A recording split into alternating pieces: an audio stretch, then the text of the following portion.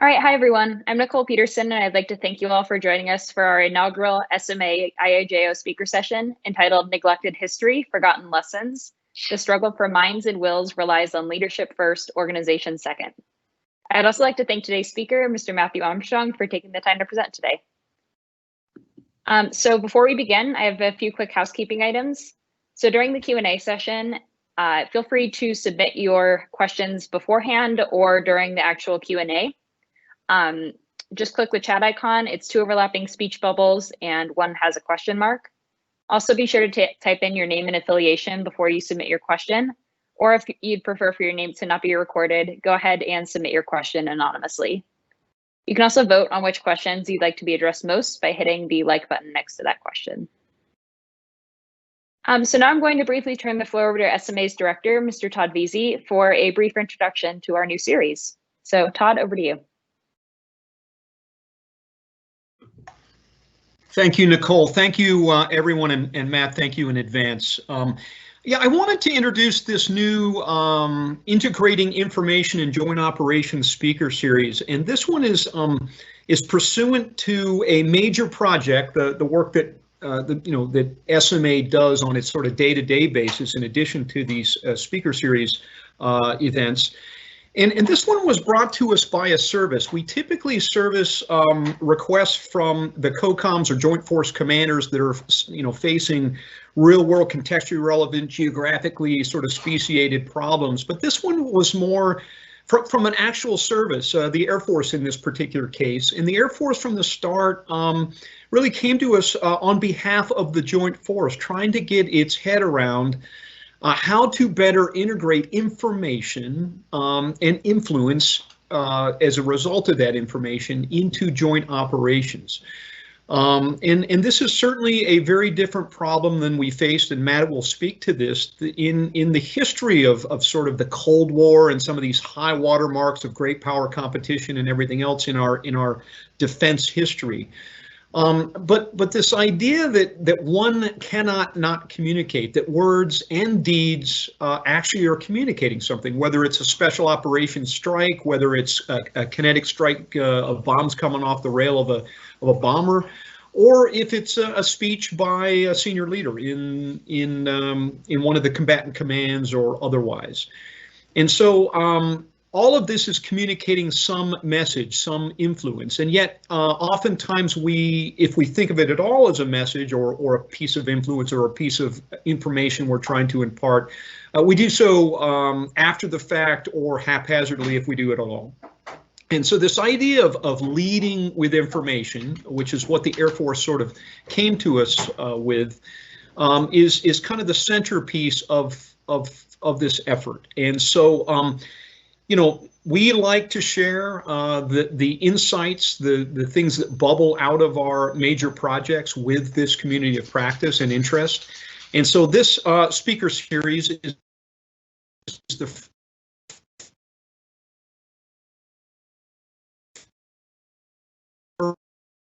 first. Matt is the first to lead. I think I'm still on. Am I still on? Yeah, you are. You just froze for a second, Todd. Oh. Todd, are you there? I just came back. Can you hear me, Nicole? Okay. Yes, I can hear you now. I had a technical difficulty. I'm wrapping up. Let's get to the main effort.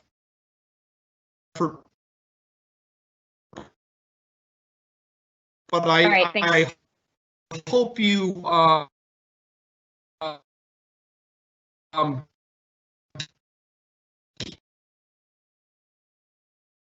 get something out of this. Tell you what, this is going to keep happening. So let me get out of the way. Matt, please take it away. All right. So real quickly, I'm actually going to give a brief introduction for our speaker before I turn the floor over to him. Mr. Matt Armstrong is a PhD student at King's College London in the Defense Studies Department, studying U.S. policy in the early Cold War before the period was a proper noun, from 1945 to 1965. Also from 2013 to 2017, Matt was nominated by the President and confirmed by the Senate to serve as a governor on the then named Broadcasting Board of Governors. He also served as the executive director of the U.S. Advisory Commission on Public Diplomacy in 2011. So that's just some context and background about our speaker, but now I'll turn the floor over to him. Okay. Thank you, Todd. Thank you, Nicole, Mariah. Thank you, Kim. Appreciate this opportunity to speak. I hope it's useful and interesting. What Todd was saying about context and history is really the focus that I am going to, is really going to be my focus for this presentation here. I hope to trigger a lot of questions. I think each one of these slides, almost every one of the slides I'm going to present, could be a day in a graduate series, graduate seminar, and that's sort of intentional. And there's obviously a lot of detail I'm leaving out, but I hope that we will have a good conversation at the end of this. And so with that, let me go ahead and start the presentation here, which if I can do that competently. After a career in development and knowledge management, you think I'd be able to do this competently? Okay, so the title of the presentation, pretty straightforward. When I see recitations of the past, whether it's recreate USIA or something else, it frustrates me because generally that invocation is worse than inaccurate. I understand it because in our contemporary search for solutions to the challenges that we're facing, we want to look for precedents, and we think that that's going to give us guidance, justification, maybe even some lessons, maybe even warnings. The problem is in many of these cases, our history is really bad. A lot of the knowledge that we think we have, the conventional wisdom, is just wrong. And so the wrong lessons are being drawn. The right lessons that are actually there are being missed. And so that's where this title comes from. And then the second thing I want to say about the title here is that this is a struggle for minds and wills. The battle for hearts and minds is a phrase that for about 15 years I've wanted a PhD to be written on, because this is not a battle to be won or lost and you move on to something else like a football game. It is an enduring struggle, and you don't care about somebody's heart. You don't care about whether they like you or not. You want to affect their will to act. And the phrase, the struggle for minds and wills, is a phrase that Presidents Truman and Eisenhower used when they were engaged in an era that was remarkably more similar than dissimilar than we are today, that we have today. So we'll get into this. So here, let me pop in. Let's go ahead and start. So there's some basic fundamentals here that I hope you're going to draw out from these three, I'll call them case studies. They're not, they're superficial overviews. One is rather interesting, I think, and somewhat deep, not really. The second one is very superficial, just to highlight a couple of things. And the third is going to really, hopefully, reshape your understanding of a particular set of actions. So what I hope you're going to draw out of these examples is that leadership matters, that accountability comes from leadership and structure comes from that, and that their strategy isn't necessarily a laid down strategy as we know, but it may simply be a vision, a view of what we want tomorrow to be, rather than a reaction to what the adversary is doing, which is so much of what is going on with our methodologies today, which I think should be better framed not as a strategy, but as simply as a stop it type of mechanism. We want the adversary to stop it rather than what we want tomorrow to look like acting upon that vision. So I hope these case studies are interestingly named to get your attention. So let's go into that first one. Let's go into that first one. And let's go into the first one. Let's do that again. There we go. All right. So in 1915, you have the U.S. Army War College, which was then operating as a kind of think tank for the General Staff, which was an advisory group, of course, for the Secretary of War. They started thinking about information in the battle space, information overall, and they developed this report. And they start from the point that public information is a risk to operation security, and they go through these examples, and I'm not going to walk through it. You can read that. The presentation is available separately. And so you can see the date that this report comes out. They also realize that, you know what, this affects the press can also affect domestic public opinion.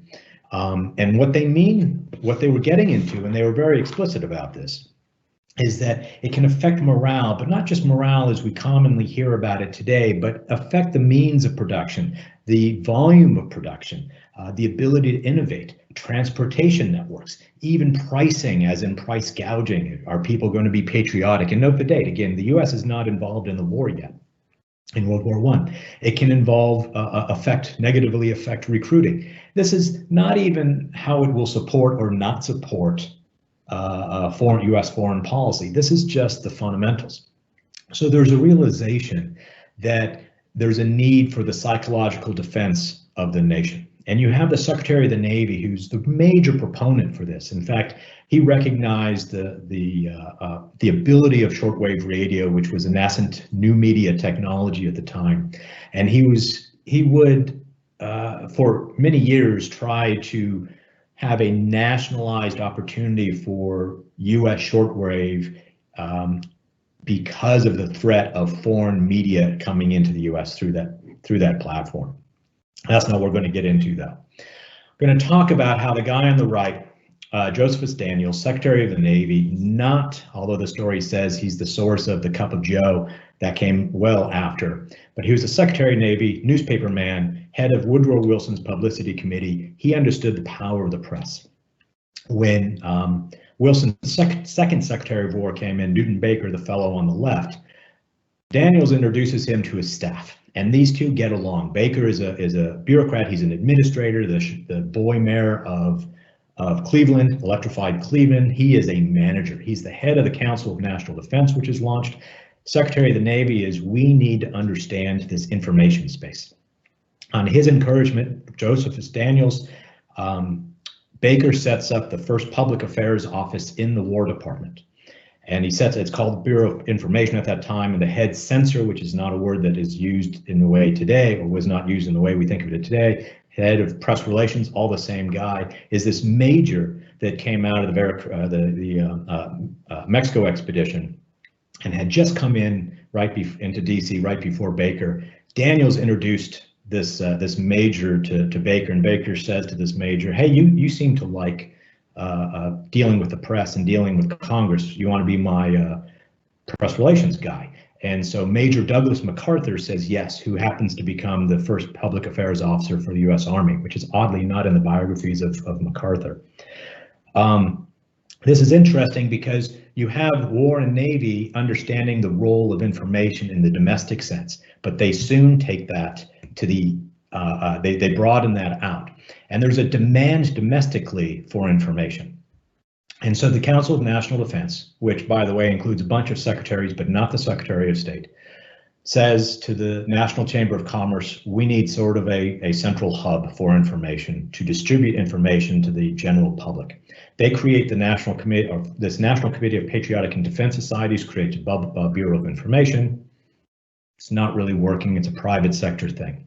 Daniels continues along with Baker, and they come up with this thing, Bureau of Publicity. It evolves to the Department of Publicity. And then finally, at the last minute, it comes to be the Committee on Public Information, which is established as a centralized public affairs office for the government. Now, this again was a psychological defense entity. That's what it was originally intended for, and it was working with primarily SecNav, but also SecWar. Now, you may have heard the story that the Secretary of State gets the ability to sign off on this thing, and he plays these games. But that was about the Secretary of State's only view, because only participation in CPI. Because while SecWar and SecNav are doing this, we need public information, and they set up the press relations officers, Secretary of State sets up press and congressional relations within his head of counterintelligence. That's going to come up later, that general idea of state not wanting to do this public engagement. Anyway, CPI then realizes we need to engage overseas, so they establish the U.S. U.S. Information Service. I threw in this slide just because I wanted to point out that what you think you know about CPI is barely the story. because the Council of National Defense and these local state and county and city and town entities that were demanding information, they had their 3-minute women. They had these women spokespersons that were out there providing information to the locals. Again, the point of this slide is what you think you know about how the U.S. engaged in domestic and international information activities is probably less than accurate. The State Department, for example, actively worked against CPI's Foreign Service, so much so that some of its foreign operators, its public affairs officers overseas, had to use Navy cables to get back to the U.S. because the State Department wouldn't let them use department cables. Within this line of thinking that created this Bureau of Publicity, CPI, the War College continued to think of how does this work in the international space? How does information work in the international space? And they came up with this model. You might start to recognize this. There's economic, psychological, social, literary forces, narratives, and it becomes something interesting. They continue to work on this idea. And in fact, now it may become even more familiar to you, as in what in the 80s suddenly reemerged out of thin air, apparently, as DIME, diplomacy, information, military, and economic. In the theme that nothing new is actually new, the Army War College actually created the concept over 100 years ago.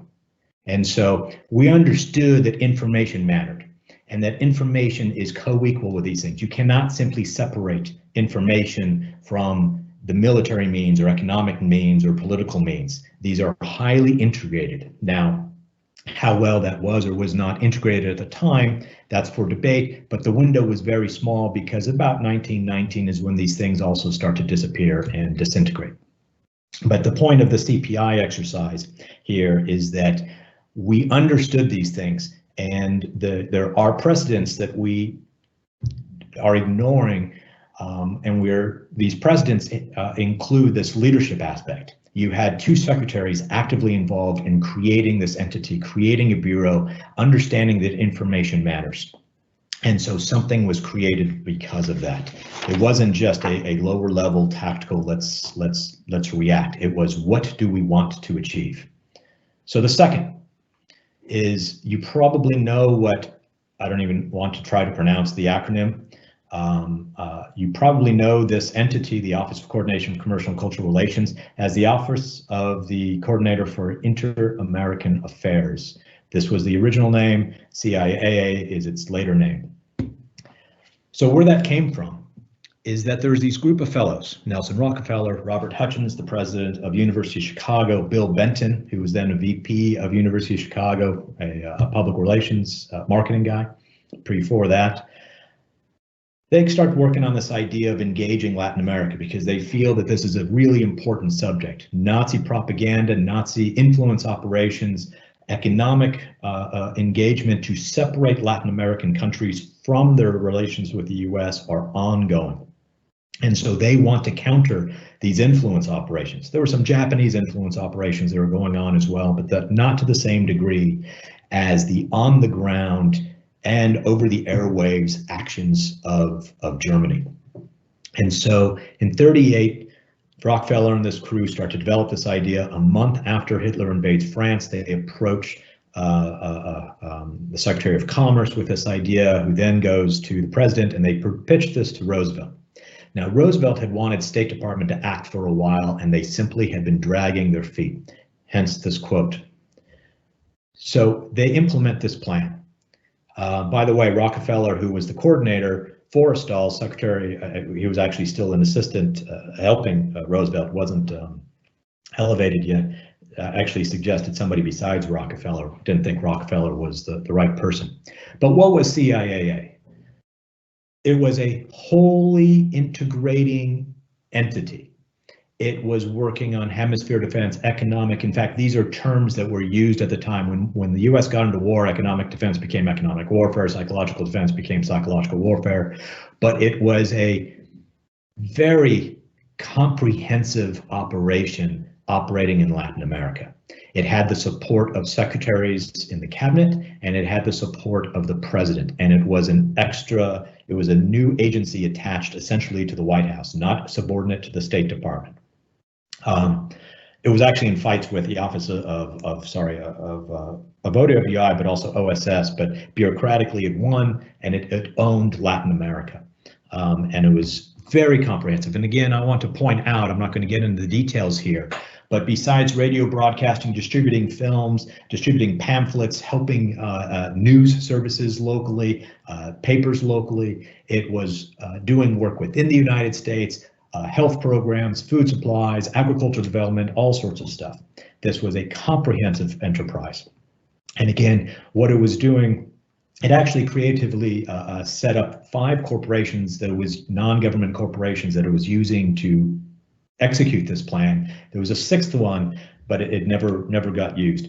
Point of CIA is that here is a well-integrated, comprehensive, whole-of-government approach that got launched and was executed and operating because it had the support of the president and the secretaries. It didn't get started in any other direction, any other place. Now, for my last case study, I'm going to spend a little bit more time here. I don't know if you know where this phrase is coming from. I'll get to that. So, at the end of 1944, the State Department realizes that it needs to get into the public information game, not just domestically, but foreign. It needed both, actually, and hence the statement here that the Assistant Secretary of Public Affairs, as the job was renamed a 1.5 years later, was to do both domestic engagement and foreign engagement. This position, which is loosely equivalent to the Undersecretary of State for Public Diplomacy and Public Affairs today, this is at a time there were 7 assistant secretaries, I believe, might have been 6, and only 1 undersecretary who was the secretary when the secretary proper was traveling. So it was a much smaller department. But this person was in charge of global information operations, domestic with Congress and foreign. They put it all under the same roof because they didn't see the utility or value of separating this. And so it was at the end of December, Archibald MacLeish gets confirmed into this job. The very next month, he launches a program to do some research. What is the government's post-war international information needs? What do we need to do? In fact, a couple of weeks, the first week into January, he's proposing that maybe we need a separate agency to do this. And so this large project, he launches this research project by an internal consultant, Dr. Arthur McMahon, who's a notable, you can Google him, a notable political scientist. This project gets launched. Now, Archibald had come from the Office of Facts and Figures, which was one of the predecessor entities that became the Office of War Information. So he was highly involved in all these activities about international information. And so this research project led by McMahon was a truly interagency affair. It was diving deep into the activities of what the government is doing and what are the perceived requirements in the post-war environment. Now remember, this research project was launched in January 1945. Now in that same month, this school teacher from South Dakota who entered Congress just a couple of years before, well, actually in '39 he entered Congress, had reintroduced a bill he tried to push in '43, but the timing wasn't right, to promote teacher and student exchanges in the Latin American republics with the US to create a better understanding. And MacLeish sees this and they take the ball and run with this because they see this as a terrific legislative vehicle to create this international information program. Now, the school teacher, you may recognize the name Carl Munt, becomes involved in this process and they start to grow this. And so this report here, which is completed in July, the public version, the one that you may see is, I don't know where my camera is, was from December, but the actual report was completed in July. And it was comprehensive enough so that when the Office of War Information in the middle of August provides its recommendation to President Truman on what should happen to OWI, Truman asked OWI, I want to shut you down. Tell me where your functions should go to. And OWI, pretty much reciting from this report, which gave various options, pros and cons, said we need an international information function, and it should be in the State Department. And in fact, it should be nowhere else but the State Department. One note, this was not referencing radio broadcasting because that was a discretely separate function. Point here is the international information function was huge. Radio was essentially a side operation. And they said it's got to be in the State Department. And the State Department was running with that. And they agreed wholeheartedly. And Congress agreed as well. So here's an article, Karl Munt, we are losing the war of words in Europe, armaments, talking about how the battlefield is now words and all this, something that we'd recognize today. In fact, a lot of this article you probably could make slight modifications and publish today. In fact, I've given speeches from this period, changing slight language and given them recently, and people don't know that those are 70-year-old speeches. And then there was a report where they were doing some investigation of what should USIS look like, which had been reincarnated in the 30s in the State Department. What should it look like? Well, it's going to do a bunch of things, including be a ready instrument for psychological warfare. That was dropped in the final report, but Congress is very eager. These things are from Congress here. So we have a great deal of support. So what happens is that they pass, develop, write, amend, and pass what is arguably not arguable, it is a fact, one of the nation's first legislative authorities to combat Russian political warfare. Now, when Munt introduced the original bill in January 45, that's not what it was for. By the time it gets passed in January 1948, signed into law, that is clearly what it's for, and that is explicitly what they are stating it's about. Now, how did that come to be? How did the State Department get empowered to do this and take that role? Well, on the left, you have 3 successive secretaries of state that supported this. You have Stepnis, who took over the ball from Hull, who I haven't put on there. He supported this action. Then you have James Burns. He supported this action. Then you have George Marshall. He supported this action. He actually went to the Hill several times to go testify both publicly and speak privately in support of this international information program and how desperately we needed this effort. You have Assistant Secretaries of State, Archibald MacLeish, in the second column from the left top, who was ardently involved in this and supportive of this.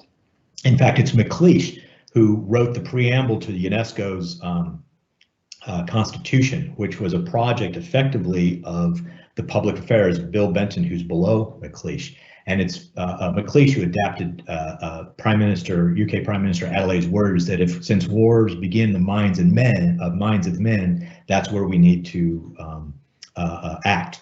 So UNESCO, by the way, the US was envisioning UNESCO as a counter-Russian ideological warfare entity, which is sort of ironic if you know UNESCO's history in the 70s and the 80s. Anyways, but you had the Assistant Secretary Bill Benton, who was aggressively involved in this and supportive. And the next column over is Congress, just as representative. There were a lot more members of Congress that were strongly in support. You have Karl Munt at the top, and then you have Senator Alexander Smith on the bottom. And just to point out, President Truman was supportive of these activities and engaged in the conversations. And then the bottom right, I show that because you have 3 people that were testifying in 1947 in support of this. Karl Munt is the lower, General Eisenhower's in the middle, and Bill Benton on the other side, and they were actively speaking on the importance and need for an international information program, and we need legislative authority. So we had a comprehensive job, a comprehensive position, and the State Department was heavily engaged. However, these people moved on. And without leadership, things fall apart. So here's a statement. This was written in 1969, but it's written by somebody who knows. At the time, it's in a section of his autobiography called How the State Department Muffed Its Intelligence Role. Actually, it's not actually in that chapter, it's referring to it though. And it's talking about information public affairs had a better chance and were well served by the devoted assistant secretaries, but succumbed to the fate of lack of leadership is how I'm going to phrase it, and the lack of accountability by the executive. Now, the fact that the department was not imaginative enough or competent enough is a leadership problem, not just a bureaucracy problem. It's a leadership problem. Now, this is, you can find this language, page 127 of Dean Acheson's autobiography. This is the State Department falling apart on the International Information Program because it didn't want to do the job. So by the time 1953 rolls around, there are recommendations to move the International Information Program into a separate entity. There are actually several of them. The quote on the left, recommendation number 1, is from the U.S. Advisory Commission on Information. In 1977, that was renamed as the U.S. Advisory Commission on Public Diplomacy. The idea was we need to move this. It's not functioning well. In fact, part of the reorganization, IIA, International Information Administration, it was being renamed within state, next to state, all this sort of stuff. But you think all things are great because you promote the idea that we need a new USIA, which was created in 1953. Well, forgotten is that when Eisenhower created USIA by pulling about 40% of the staff out of the State Department to create USIA, so that, quote, according to the State Department, the secretary can focus on the main job of diplomacy. That was the lesser part of a two-part organization of government. Reorganization Plan number 8 that created USIA followed Reorganization Plan number 7, which attempted to realign the relationship between the State Department, the Treasury Department, and the Pentagon, which, if you think about it in a different way, is the D, the M, and the E, and then you have the I. He's trying to redo this relationship.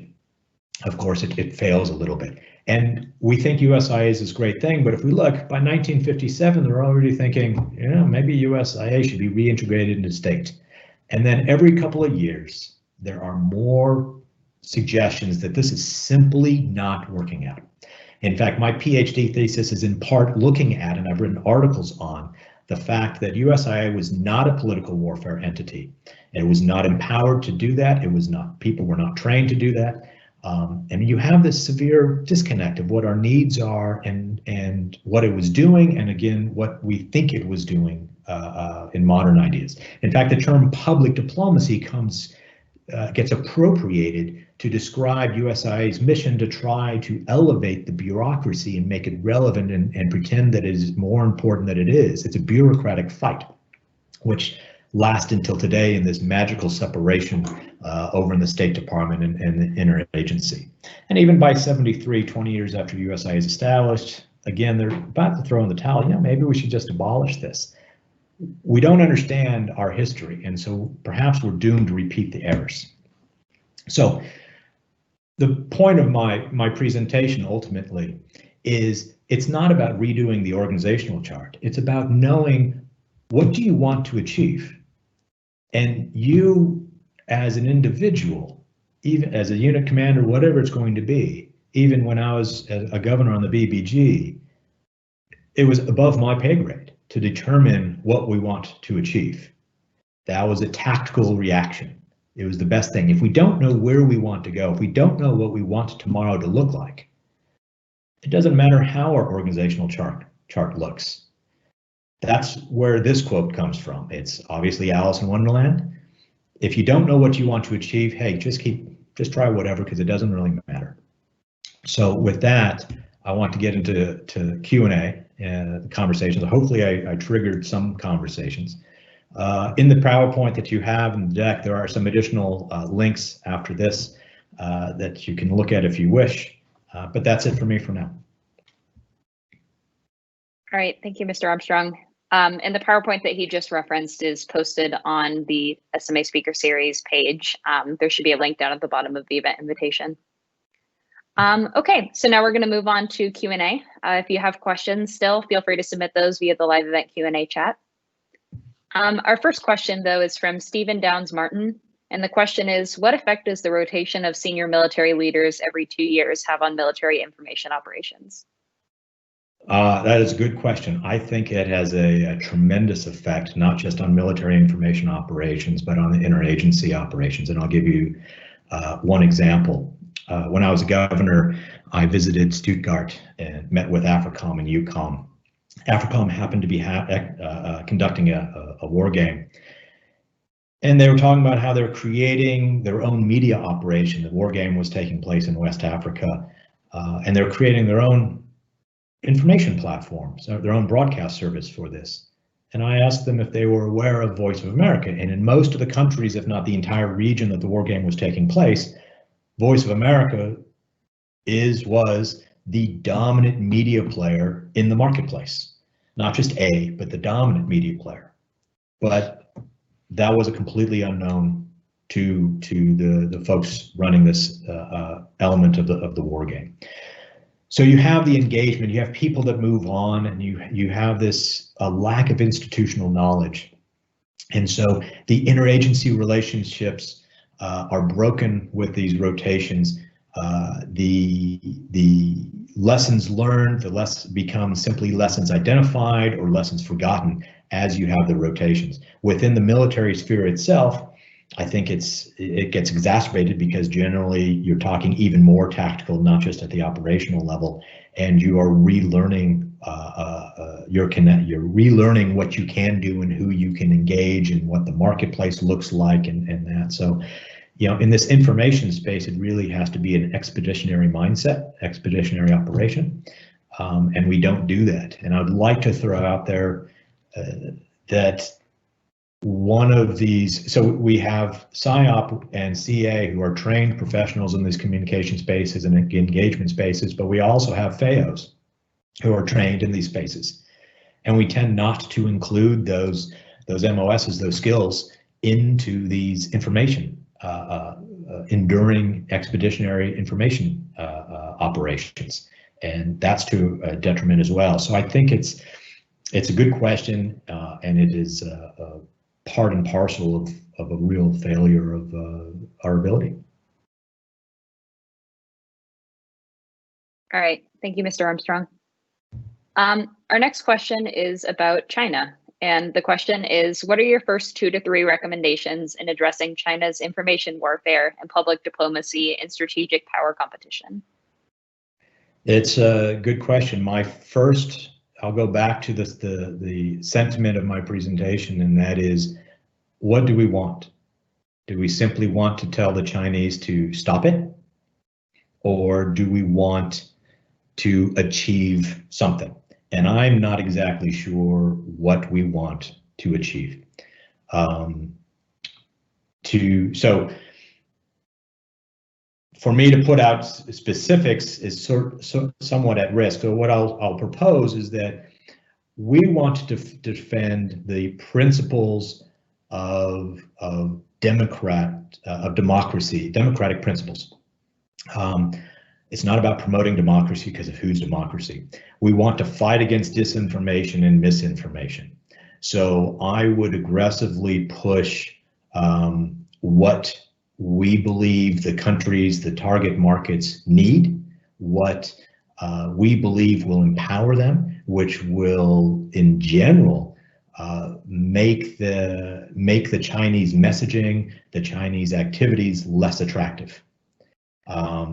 In Africa, for example, it would be counter poaching would be part of that bailiwick. We would be doing counter poaching activities. So it is a market-based response depending on what we want to achieve with that audience and what is the vulnerability with that audience. So in general, I say, you know, we've got to think about more than simply stop it, but what do we want tomorrow to look like? And I'm not exactly sure what that is besides stop it. Sorry not to be more specific. We can just debate that even more, but I'm just sort of hesitant to say, here's the general information operation. I suppose what I could say also is, you know, the Chinese are taking the opportunities we're handing them. For example, international organizations. We are not leveraging international organizations to defend our principles, and they are simply stepping into those gaps. We are not creating those trade relationships to help bind nations to us and create that relationship, and China is stepping into that gap. This is where it's a multimodal environment. It's not just information. It's trade based. It's cultural based. So again, it's not just the informational domain. That is an element. Sometimes that's in support of these other activities. It doesn't. We have to be careful of imagining information simply as lipstick on a pig or changing the subject. And if it's not supported by policy, it's so often many of these target markets recognize propaganda far better than we do, and may see that disconnect, right? We used to use that phrase, the say-do gap. How do we live up to our policy? All right, thank you, Mr. Armstrong. So on the same theme regarding China, we have another question, but more broadly about great power competition from Colonel Xavier Colon. And the question is, with the return of great power competition, do you see influence operations taking more of a priority, especially as it relates to strategic deterrence in general? Yes, my hesitation is the phrase return of great power competition is a misunderstanding or a wasted phrase, a meaningless phrase.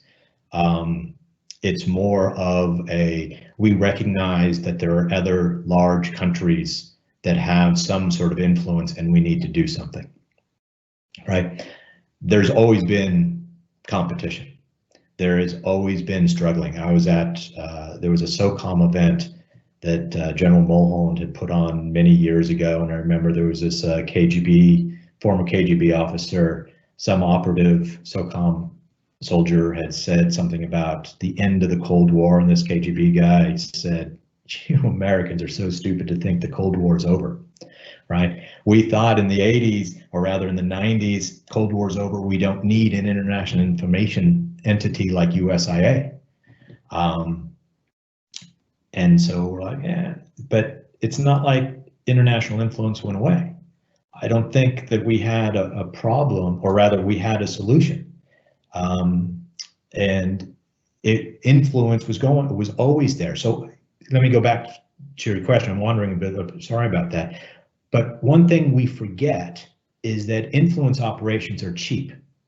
They're cheap in multiple ways. You know, a country lost to an influence operation is probably more effectively lost than to a military incursion, because you have captured the people's minds, right? And they have essentially surrendered to you. They're now participating in your project, and you didn't destroy any factories or infrastructure. It's just an easy way to go about things. And why wouldn't China or so I'm hesitant to say Russia, because Russia's objectives are very different than China's objectives.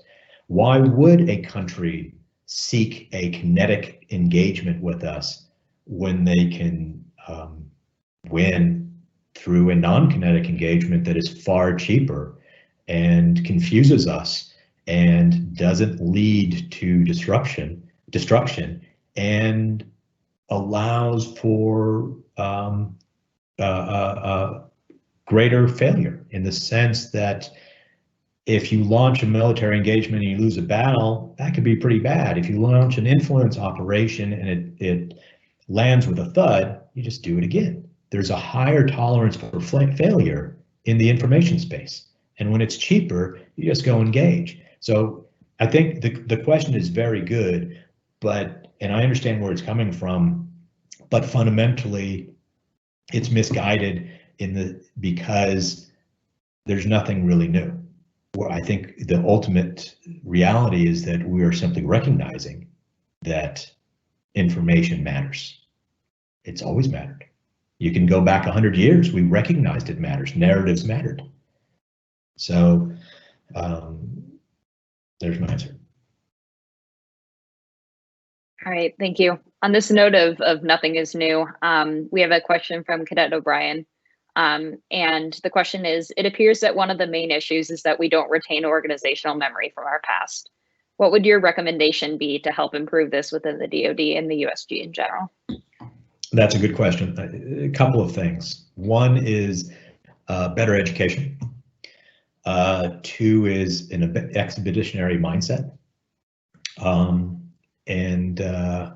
I think fundamentally those are the two elements. I'm hesitant to make a comment about relying on contractors for some of these information activities. I know that in the past there was the comment that, you know, it's the contractors that are consistent year over year because they don't rotate out as much as uniformed personnel do. But I think the answer to that is more of an expeditionary mindset. But I think if we improve the schoolhouse and we break the schoolhouse from the tactical mindset, I know it was years ago. I haven't seen this. I don't know the state now, but I know, for example, Carlisle, the Army War College, basically pushed out all their information operations leadership training in favor of basically tank battles. I'm oversimplifying, but we need to reintegrate that. There is the issue over at DINFOS, you know, the traditional problem of I can inform without influencing. That is fundamentally magical and not real. There is the problem of commanders. Are they looking to their PSYOP or their IO officer and the effects of something, or are they looking at their PAO, which not always, but too often doesn't have the right mindset, or are they even looking at their JAG, their legal officer, when they need to be looking at the PSYOP, who is a trained communicator and might be understanding. And then that can have the conversation of, okay, over in PSYOP, what's going on with the reserve versus the active, and how do we integrate? Again, there's this pathway here. So I think that it is a multi-dimensional effort that ultimately relies on leadership to understand what is the value of what is the relationship of information to the battle space. And ultimately, you know, you want to try to not shoot, right? You want to try to make effective decisions that even when you do, you make sure that kinetic action has the informational effect that you want. On the one hand, we understand that. On the other hand, we just get a rush when we see things go boom, and we neglect the informational aspect to that. So I would say there is that schoolhouse, there is the leadership to bring it in, but then there are all these other elements of that will trickle down from that. And then there's that expeditionary mentality of this is a longue durée thing. It requires understanding the audience.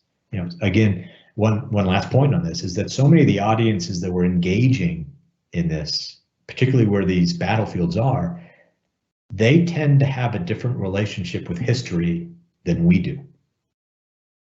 And we may or may not be effectively engaging with that beyond a tactical level. But you know, that some of that comes down to policy. And in DoD, you're executing the policy. And so, again, there's a challenge. You have to guide the boss. How do you manage upward and get them to understand these issues?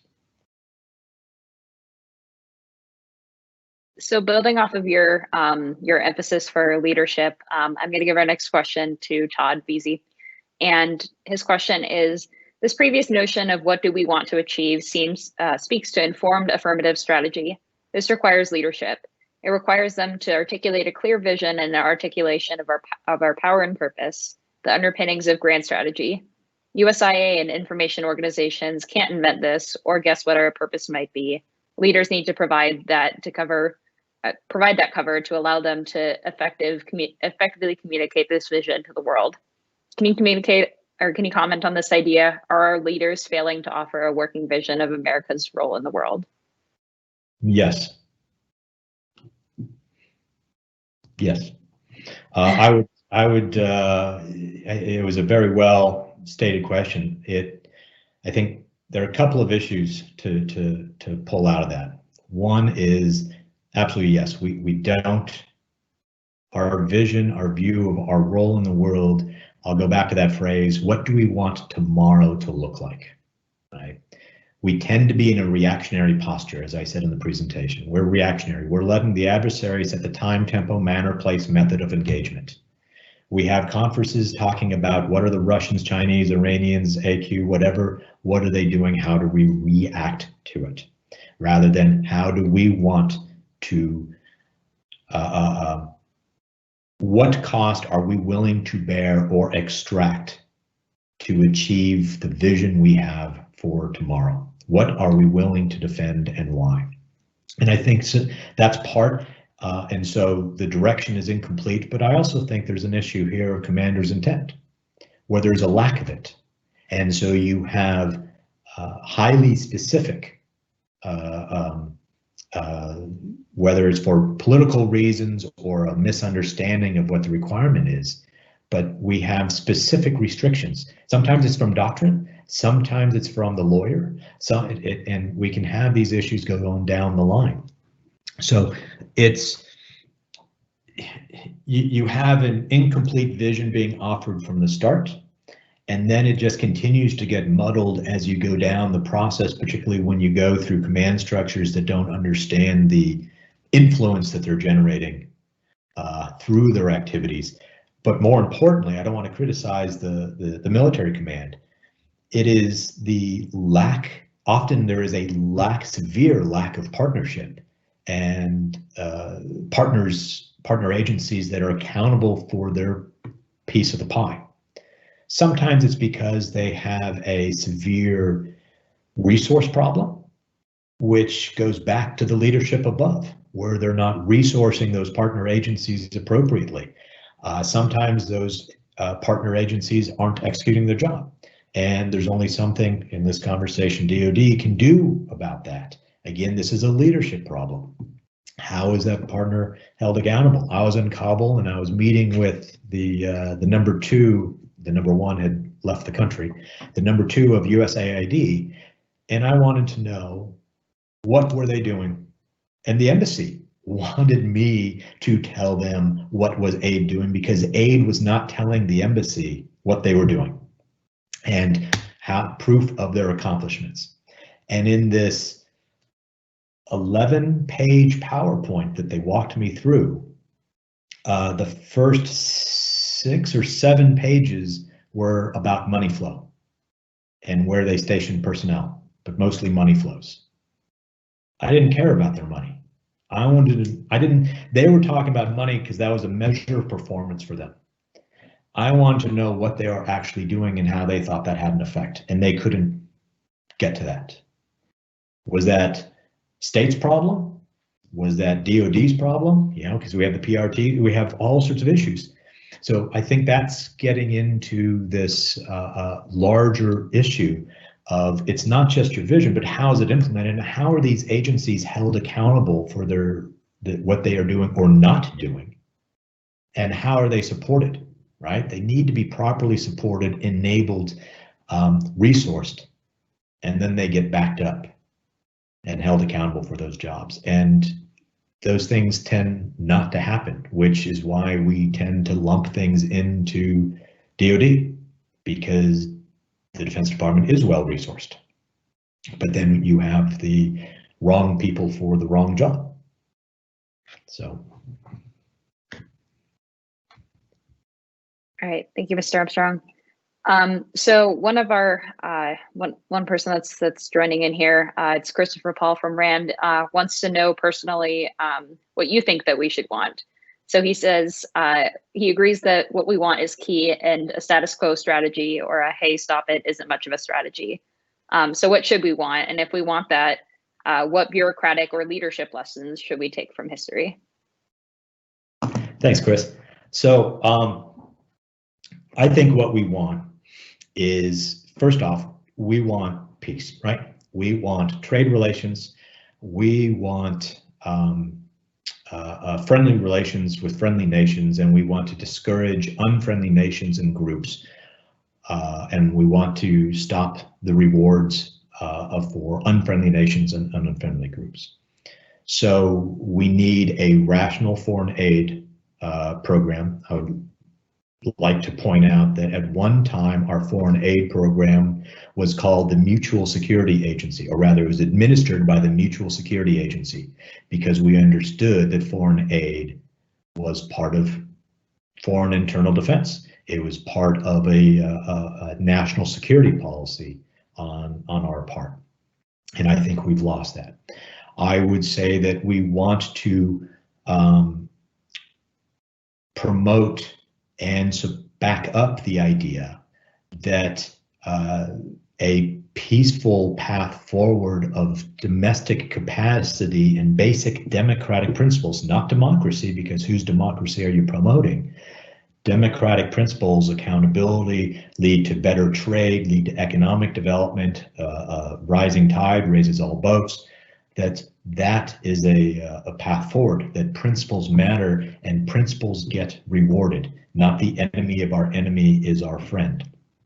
And so we develop our policies both at the personal level, as in people to people, and at the national level, as in trade relationships, as in even military sales. And we develop that with the interest of building up these peaceful relations between nations, which means we also need prepared to punish nations in a variety of forms, but it has to be consistent, not inconsistent. As far as the structure, I'm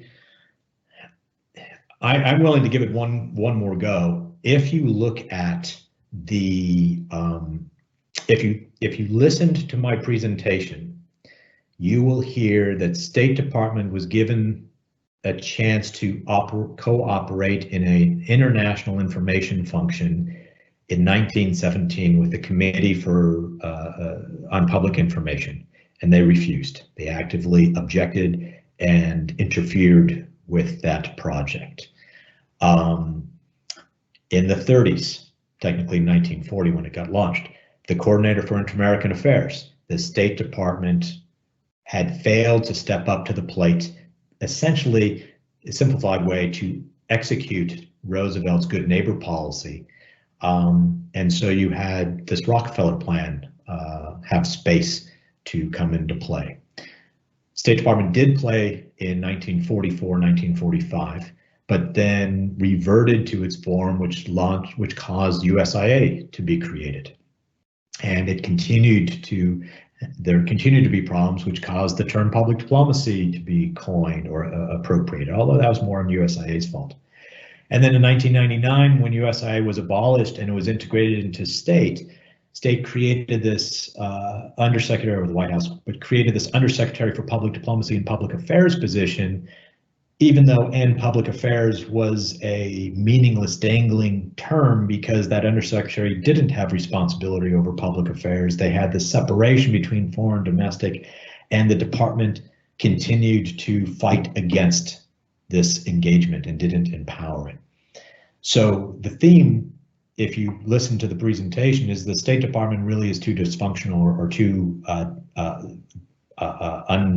unhappy with this foreign engagement process. I think that's changed today, but the structural features are still inhibiting this. In fact, I would argue that GEC, the Global Engagement Center, is unintentionally Congress's effort, and in fact the White House's before that, effort to recreate USIA just within the State Department. And it too is far below the expectations and still subject to the limitations within the State Department. I'm willing, however, to give it another go because I do think the foreign ministry is where this needs to be. It has to be integrated with the foreign ministry. And we need to hire the right person. At the slide deck, at the back of the slide deck, you'll see there's a chart that I've tracked that the Undersecretary for Public Diplomacy job has been vacant 2 out of every 5 days since it was created in '99. Now, if we want to go back to the beginning of the Trump administration, because the job was only occupied by an confirmed incumbent for 100 days in the last 4 years, it was still a third of the time it didn't have somebody. And if you look at those people that they put in, most of the time they were not the right people to be the chief information operations officer for the foreign ministry, let alone the government. I think that's where this function should be housed. An undersecretary is potentially a very powerful position. I think Jim Glassman, for example, showed how could be the, I'm going to use the phrase Pied Piper. I don't want you to take that too far, because of it's more of the idea that he stood there and said, I will be the hub, and everybody came, but his tenure was too short. That this inside the State Department, the Undersecretary has a very strong perch, but the White House and the Secretary of State over these past 20 years have completely, wholly neglected that position, failed to put the right people in, and failed to hold those people accountable. I would like to see that reinvigorated. I think that we can look to the past for suggestions on what might work, understanding why certain functions didn't work.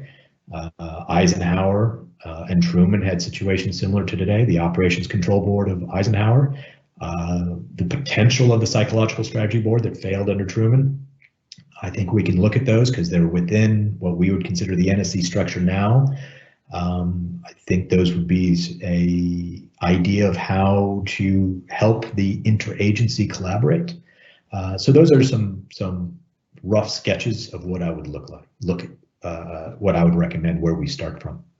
But again, it requires the president's buy-in. What I mentioned the presidents for several of these efforts. I didn't mention the Active Measures Working Group, which by its very existence revealed that USIA was not doing political warfare and a counter disinformation job very effectively, and it got launched because the president was engaged. So you really need this high-level engagement, which will push the secretaries and below to act in a direction, so that you could have an assistant secretary down to a captain over in DOD say, but the president said X, and this is why I need to execute. And we need that. We must have that. That's where leadership matters.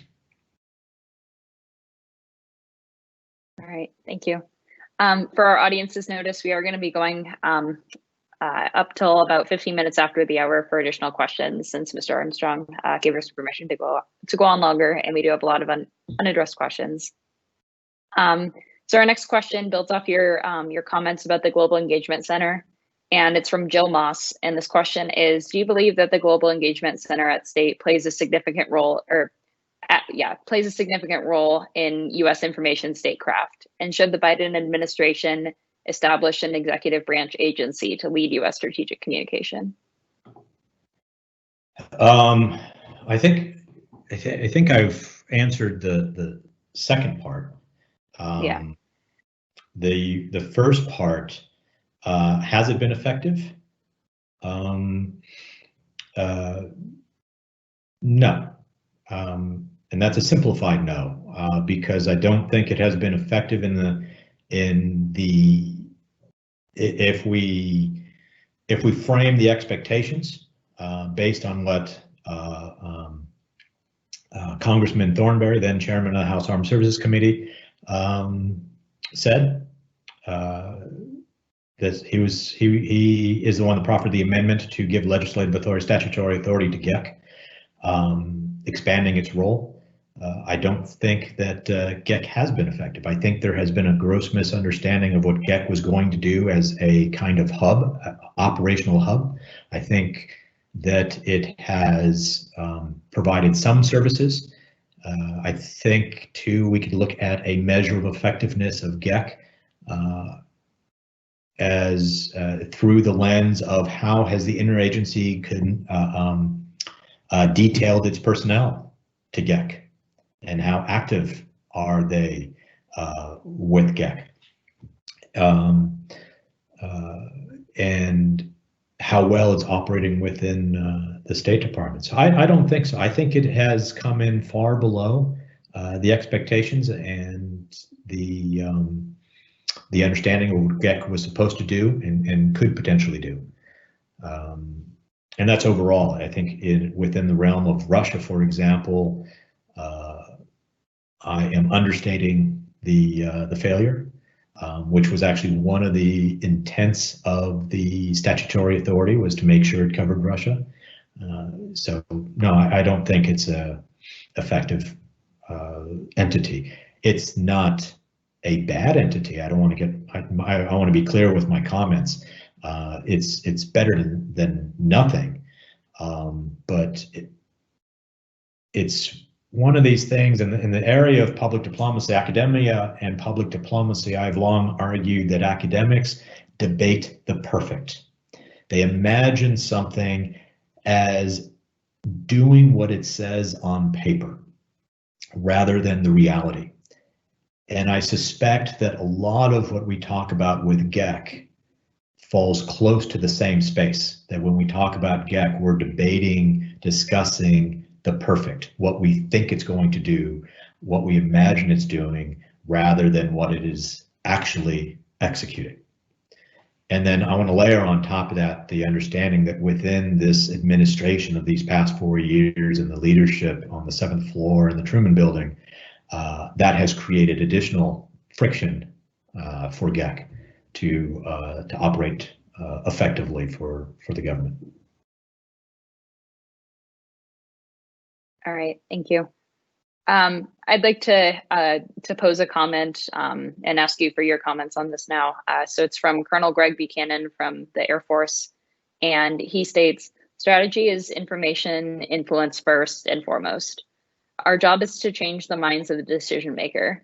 Kinetic force is only one small aspect of changing the minds of the decision maker.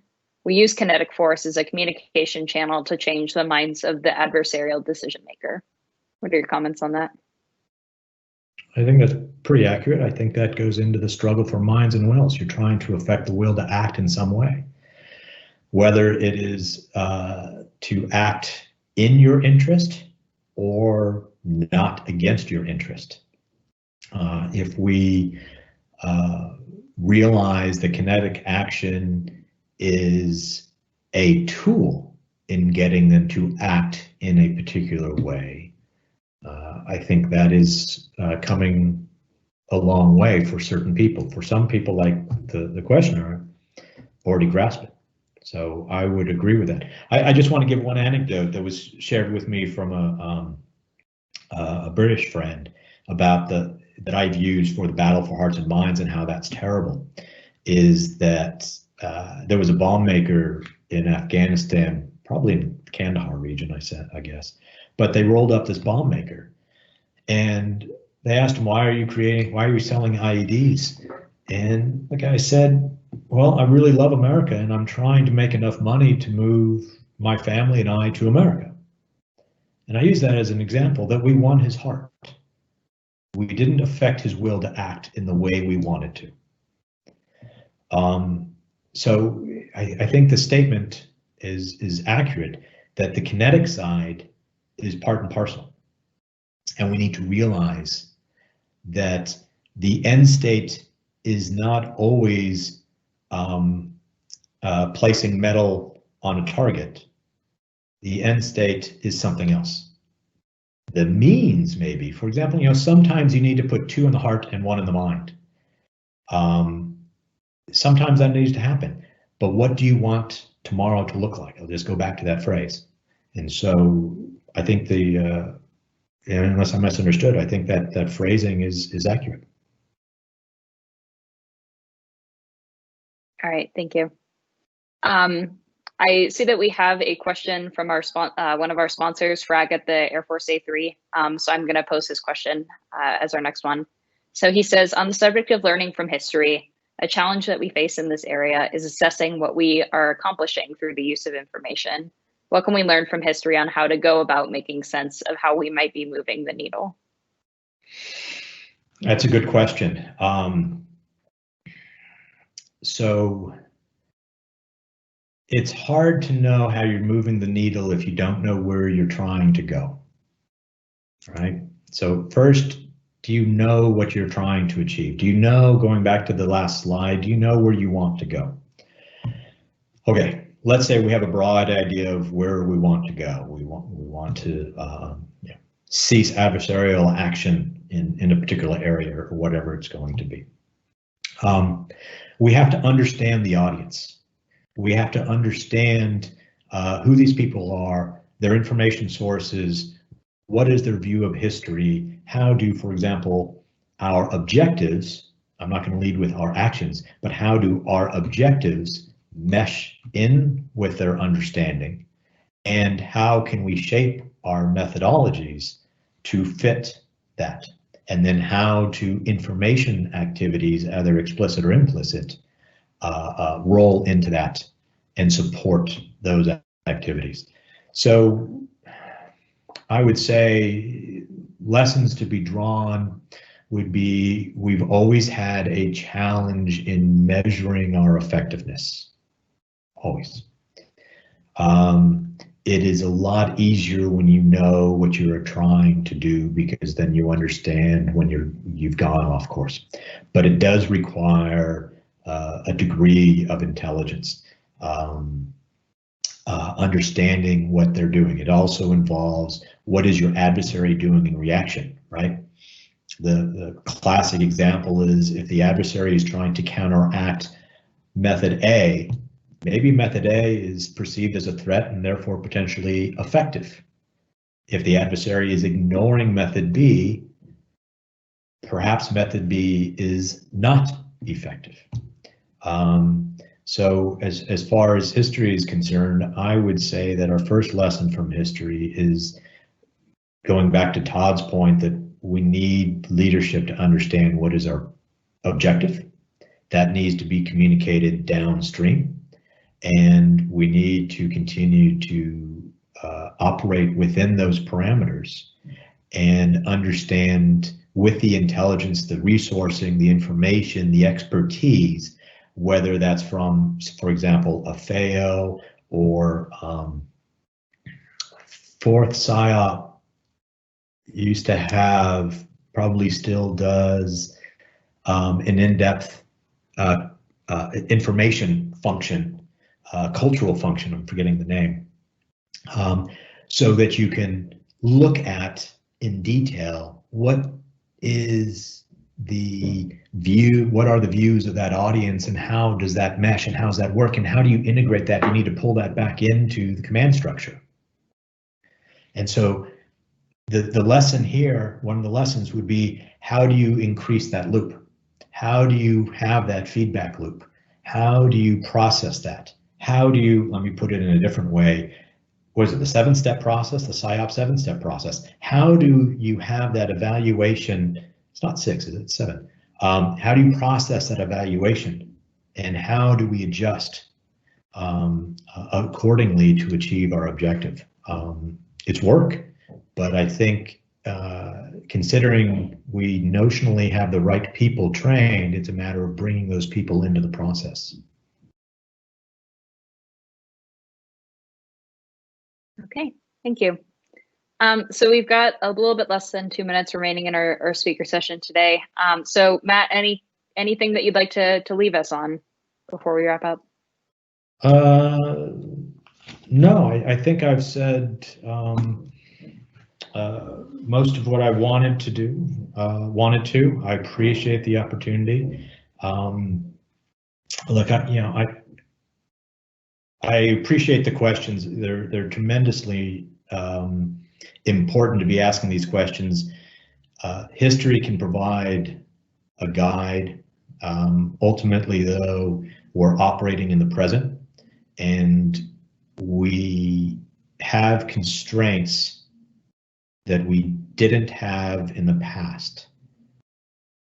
There are implications that you can draw from my presentation that are explicit in work that I have done and are doing. A book and a PhD, separate thing, part 1 and part 2 effectively. And these are that what I'm getting at is that at the time, for example, of not the CPI world or the CIAA world, although there were congressional support for Nelson Rockefeller's program, incidental, coincidental, timely. But with the Smith-Mundt legislation, the amount of congressional hearings to really get into the details, the length of these hearings, the depth of the questions, and I'm not just talking hours in a day. The October hearings went over 6 days, and they continue to have hearings. And these things were discussed and debated in the papers. This legislation passed the House by 2/3 vote in 46, but they hadn't done any Senate management, so one senator blocked it, who then came on to support it heartily. But there was a high level of Senate, congressional engagement.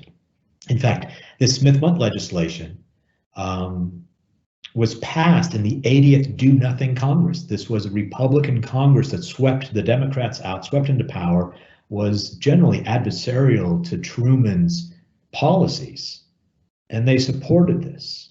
So talk about bipartisanship, talk about understanding national security needs. And I'm putting this forward because these discussions, these in-depth congressional discussions, continued through this time, around the USIA time. The Advisory Commission on Information, as it was called, now the Public Diplomacy, was truly a high-level entity of experts. The commission was chaired in 1967 in this really interesting fight between Senator Fulbright, chairman of the Senate Foreign Relations Committee, and the Advisory Commission. The chairman of the Advisory Commission was the president of CBS, and until a week before this hearing, also the president and CEO of Rand Corporation. Here's a pretty high-level guy, and he's fighting with Fulbright in support of these information programs. We don't have that depth of engagement, let alone expertise, on the Hill to support these activities on the executive branch. And that is a real challenge. And 10 years ago, 6 years, 5 years ago, 4 years ago, when I was actively engaging the Hill, today, as I understand it, that depth of expertise and interest has diminished, even from them. And that is a substantial challenge to getting what we need and having the support. So I guess very last comment, because I see we've gone over the time, is that I just want to point out for the State Department, we have lamented that there are more military band members and lawyers at the Defense Department than there are Foreign Service officers. Well, as I understand it, for the last 20 years, we've been in the so-called information war, but at no point have we done a full court press to increase the size of the information corps at the State Department, otherwise known as the Public Diplomacy Code. We have not done that work to increase the capacity of the public affairs sections at foreign posts. In fact, too often they've needed to rely on MIST to simply bring copy paper to support these teams. Even when there was a surge in the hiring of Foreign Service officers under a previous secretary, that surge has gone, and we're at a level of FSOs that's actually below when that surge was demanded. So I don't see Congress in this. I don't see Congress putting forward its comprehensive foreign affairs bill like an NDAA to support these activities. So, my last comments, I suppose, are going to be rife with pessimism, that I see a challenge, which means the people on this call, hopefully I've provided you some information to compensate for that lack and demand further action, appropriate action, and help inform those people that you work with so that we can get to the right place. Because we need a strategic response, not a tactical response. Because talking about one of the previous questions, if you develop a tactical response, which we do, those are almost wholly dependent on personalities in that moment in time. And then with rotations, that response, that office collapses more often than not. And then that's what happens when you have a tactical setup. So there's my cheery note. All right. Well, thank you so much for your time today, Mr. Armstrong, and for staying on for extra time. And thank you all for tuning into our first of our IAJO speaker series. So have a great day, everyone. Thank you.